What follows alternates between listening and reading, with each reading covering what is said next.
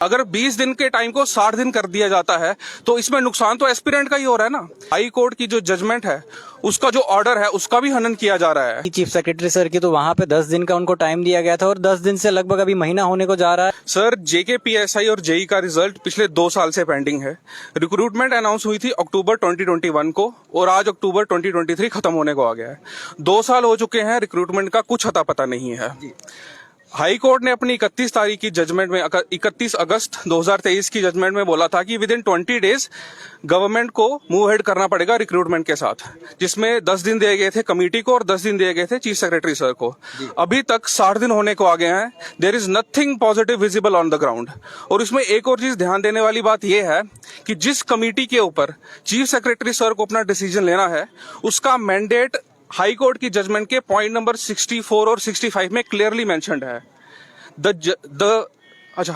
The high court की judgement में जो बोला गया है, वहां पे कमिटी को जेकेएसएसबी की वर्किंग प्लस जो एपटेक को टेंडर दिया गया था उसके ऊपर अपना वर्जन देना था और उसके ऊपर चीफ सेक्रेटरी सर ने अपना डिसीजन देना था। अब उस मैंडेट में कहीं पे भी जेकेपीएसआई और जेई स्पेसिफिकली नहीं लिखा गया है।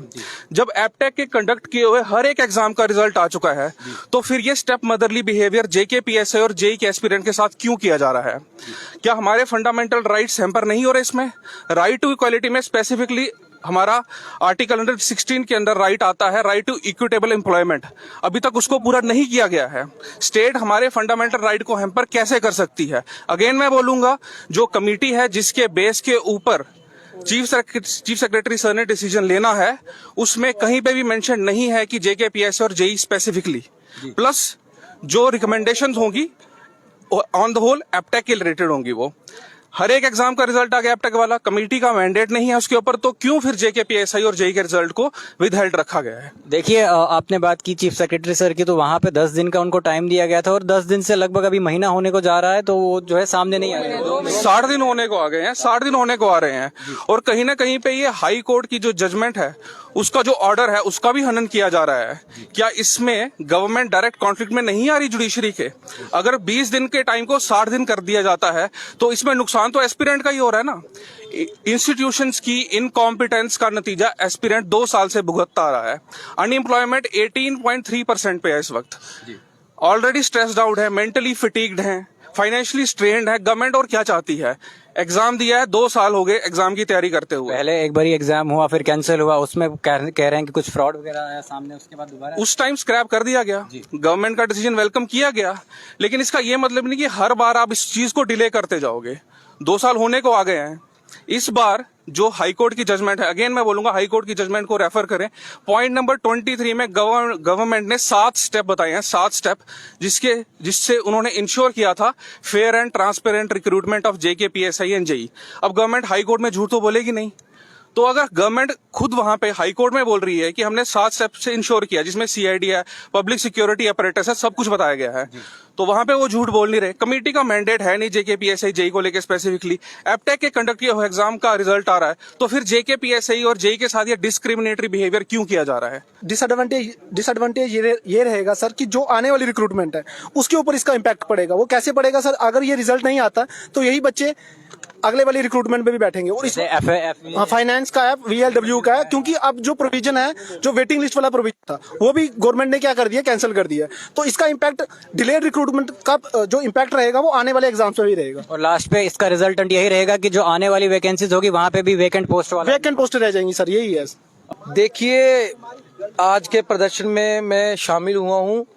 ये सब बच्चे जितने भी हैं, आपने पहले भी देखा होगा, स्क्रैप हुआ, उसके बाद कोर्ट में केस गया, तो उसके बाद आपने देखा कोर्ट ने भी क्या फैसला दे दिया, उसने गेंद उठा के सीधा सरकार के पाले में डाल दी।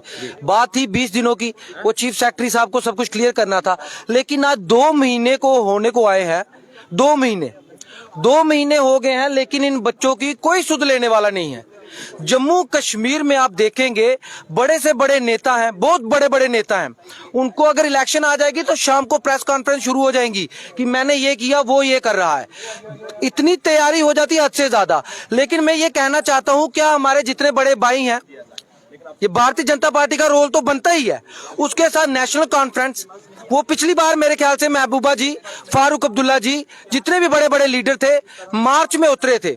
मार्च जब हुआ था, आपने देखा था एलजी हाउस तक, तो सब उतरे थे।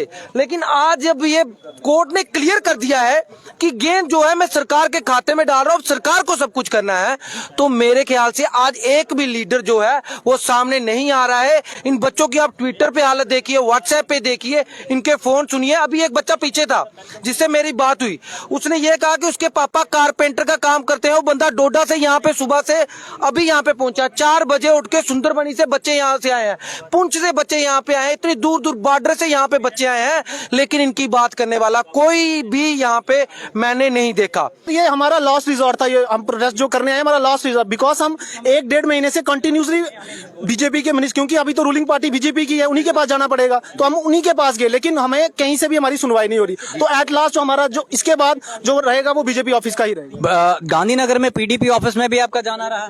पीडीपी ऑफिस में भी कुछ लड़के गए थे, लेकिन सर जिनकी जो अभी सरकार चला रहे हैं उन्हीं से हमें मतलब है ना सर, तो अभी हम उन्हीं के पास जा रहे हैं सर। इसके बाद तो हम लोग मतलब जितना हम लोगों को साइकोलॉजिकली हम लोग परेशान हो रहे हैं, हमारे पे मेंटल प्रेशर आ रहा है, उसके भी कोई रिस्पॉन्सिबिलिटी नहीं है। गवर्नमेंट अपनी तरफ से पल्ला झाड़ती है, कोर्ट अपनी तरफ से पल्ला झाड़ता है, और बीच में पिसता है स्टूडेंट। और हम लोग पिछले 2 साल से लगातार पिस रहे हैं। 31 अगस्त को आकर हमारी कोर्ट से ऑनरेबल जज साहिबा ने जजमेंट दी, और उसमें मैं सिंपल वर्ड्स में बोल रहा हूँ, उसमें एडमिनिस्ट्रेशन को 2 इंस्ट्रक्शंस थी। 20 डेज का टाइम था, उसमें से 10 डेज थे। एक कमेटी गठन की गई थी जो कि जेकेएसएसबी के वर्किंग के ऊपर अपनी रिकमेंडेशन देने वाली थी, उसको 10 दिन दिए गए थे। चीफ सेक्रेटरी साहब को और जीएडी को दिए गए थे कि वो इसके अकॉर्डिंगली, रिपोर्ट के अकॉर्डिंगली अपना डिसीजन लें।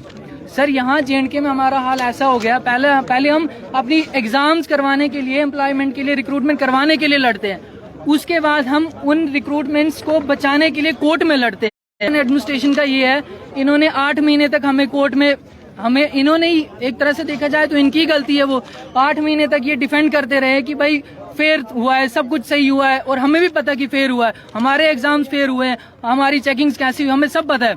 लेकिन अब ये कह रहे हैं कि हम भी हो चुकी है, तो सर ये हमारे साथ पार्शियलिटी हो रही है। सिर्फ 2 ही एग्जाम्स को लेकर क्यों ऐसा किया जा रहा है, जबकि बाकियों की तो इसमें ज्वाइनिंग भी हो चुकी है। तो सर मेरी एडमिनिस्ट्रेशन से यही एक दरख्वास्त है कि हम 2 साल से सफर कर रहे हैं, हमारा 2023 सितंबर को 2 साल कंप्लीट हो गए इस रिक्रूटमेंट को, 2 साल होने नहीं वाले, 2 साल हो चुके हैं। अब ये तीसरे ईयर में हम रनिंग है, और हो सकता है अभी कितने देर आगे चले। हमारी एडमिनिस्ट्रेशन से ये रिक्वेस्ट है, हम बहुत देर से दौड़ रहे हैं, हमारी कुछ लोगों की बहुत सारी फाइनेंशियल प्रॉब्लम्स है, फिजिकल हेल्थ खराब हो रही है, एज निकलती जा रही है, बाकी एग्जाम्स के लिए हम पढ़ नहीं पा रहे हैं। क्यों नहीं पढ़ पा रहे हैं? क्योंकि स्ट्रेस इतना ज्यादा है, एंग्जाइटी है, डिप्रेशन है, उस वजह से हम नहीं पढ़ पा रहे हैं। तो जल्दी से जल्दी हमारा रिजल्ट आउट किया जाए। हमने जो एग्जाम दिए हैं उसका हम रिजल्ट मांग रहे हैं, जो कि हमारा हक है। उन्होंने भीख नहीं देनी हमें, ये हमारा हक हम मांग रहे हैं। हमारी गलती क्या, मेहनत करना और क्या, आखिर हमारी गलती क्या।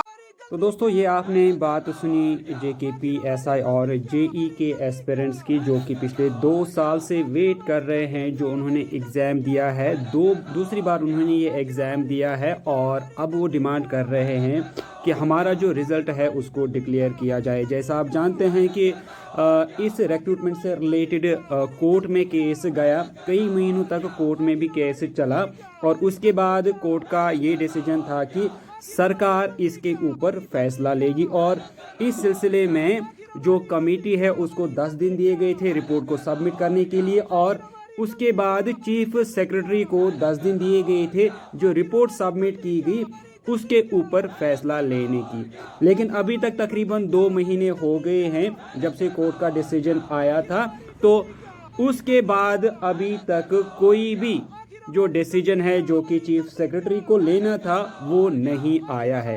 अब बच्चे आज मजबूर हो गए हैं। इन्होंने आज जम्मू और श्रीनगर दोनों जगहों में प्रोटेस्ट की कॉल रखी थी, और पीसफुल प्रोटेस्ट था ये, जहां पर ये डिमांड कर रहे हैं कि हमारा जो रिजल्ट है यानी जेकेपीएसआई और जेई का रिजल्ट उसको डिक्लेयर किया जाए। और ये सरकार से दरख्वास्त करते हैं कि आखिर रिजल्ट को डिक्लेयर क्यों नहीं किया जाता, क्यों इतना टाइम जो है वो वेस्ट किया जा रहा है। और बच्चे अब ये भी कह रहे हैं कि हम मेंटली डिप्रेस्ड हैं, हम स्ट्रेस से गुजर रहे हैं, और हमारी एज जो है वो बिल्कुल निकलती जा रही है, हम ओवर एज भी हो रहे हैं। हमारा सिर्फ ओवर एज ही नहीं बल्कि हमारे पास जो इकोनॉमिक रिसोर्सेज हैं वो भी अब ख़त्म हो गए हैं पढ़ाई करते करते। अब हमारे पास कुछ भी नहीं बचा, अब हम बस डिमांड कर रहे हैं कि हमारा रिजल्ट जो है उसको डिक्लेयर किया जाए। तो दोस्तों इसी के साथ मैं वीडियो को करता हूँ एंड। उम्मीद करता हूँ कि वीडियो को आप लाइक और शेयर करेंगे अपने कमेंट्स के साथ, और चैनल को भी आप ज़रूर सब्सक्राइब करें। दोस्तों मिलते हैं आपसे एक नेक्स्ट वीडियो में, तब तक के लिए टेक केयर। आखिर हमारी गलती क्या?